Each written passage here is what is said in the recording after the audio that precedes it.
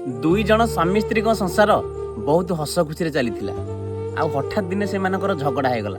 आ झगड़ा हवा भितर स्वामी जनक स्त्री गाल को चापुड़ाटे लगेदे।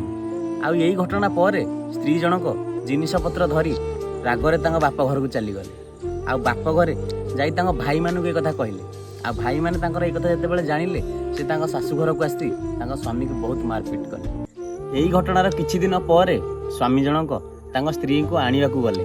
आ स्त्री जनक बहुत रागरे थिले स्वामी को मुहा आगे मना करदेले। आउ ये घटनार किछि दिन पर मामला जाई कोर्ट रे पहुंची गला। आ कोर्ट रे से डिभोर्स भी हो गला। डिभोर्स रो किछि दिन पर से पुओटी अलगा गोटे जगह मैरेज करनेला।